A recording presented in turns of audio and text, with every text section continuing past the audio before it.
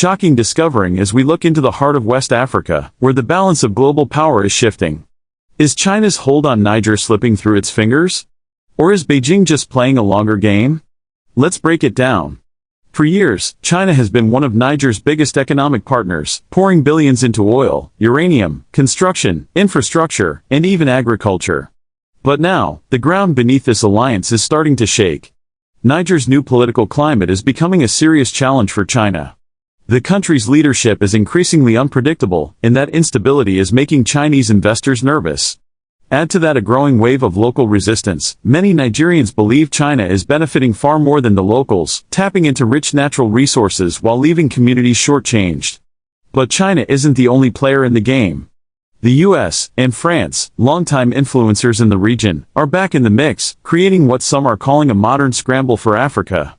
Each nation is vying for dominance, through investments, aid, and diplomacy, and China is feeling the heat. What triggered this latest shift? A bold move by the Nigerian government to review its mining contracts with Chinese firms. This decision is raising eyebrows across global markets. Officials say they're pushing for fairness, transparency, and a better deal for the people. But behind the scenes, it's seen as a major test of China's staying power in the region. While some hail the contract review as a step toward accountability, others fear it could scare off investment and stall economic progress. China, for its part, is staying diplomatic, promising cooperation and claiming it's ready to adapt. So, is China really losing control in Niger, or is this just another chapter in its long-term African strategy? One thing's certain, the corridors of power in Africa are getting crowded, and the stakes are higher than ever. But there have been some great challenges between both nations in terms of trade and labor laws. Let's look at some drawbacks and benefits of the presence of the Chinese in Niger. So, is China's presence in Niger a game changer for development, or a modern form of resource control? Before we proceed, here is a reminder to like this video, drop a comment and subscribe to our channel so that you can get more videos like this. China's investments in Niger are hard to ignore. Over the past 2 decades, Chinese companies have poured billions into infrastructure, oil, and mining. Roads, bridges, and public buildings, many stamped with the mark of Chinese engineering, have transformed parts of Niger's urban and rural landscapes. Some projects have provided employment for locals, and new sectors like oil refining and uranium extraction have started gaining momentum. The Niger government keeps tightened labor laws in benefit of its people, and a new law was passed where Niger government imposed more Niger workforce and services than the Chinese. Unlike before in some other French-speaking countries, where China will come with technology, labor, food and materials to get the project done. With China as a major trade partner, Niger's exports, especially minerals and agricultural goods, now reach broader markets, potentially boosting revenue and GDP.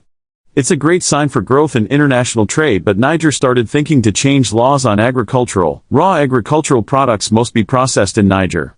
And that does not sit well with China. Likewise in Burkina Faso, Ibrahim Traore has opened factories to keep the basic needs of his people flowing. He recently opens tomatoes factory, a fresh milk processing plant and cement factory to name a few, while mega project like the nuclear power plant is still on track with the Russian company. China offers Niger something the West rarely does: partnership without political strings attached. No lectures on governance, no conditions on human rights reforms, just business. Unlike the West, who rush to Africa to preach to Africa leaders about democracy and fair trade deals through AGOA, and preach through the WHO about health, which some of them are not members more. That is why South Africa AIDS funding was cut off by the Trump's administration. Africans, I thought you have learned from COVID-19 outbreak? Where Africa was pleading for vaccines. Let's leave there for now. But every coin has 2 sides, and China's deep involvement in Niger comes with serious concerns. Many infrastructure projects are loan-funded.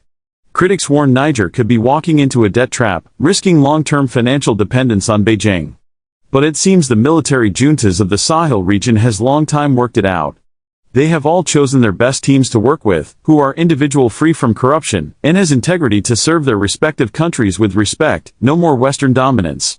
That is why they prefer to work with countries like Russia and China, because they don't interfere with states' affairs, laws or politics. They strictly concern in business. Unlike some Western countries, presence in Africa has brought nothing but shame, wars, hunger and political manipulations.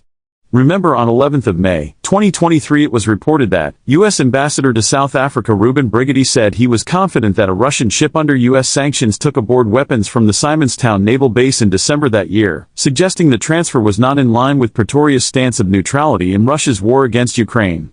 Just recently, U.S. expelled South African Ambassador Ibrahim Traore to leave the U.S. for accusing Trump administration of racism. Secretary of State Marco Rubio called him a race-baiting politician who hates America.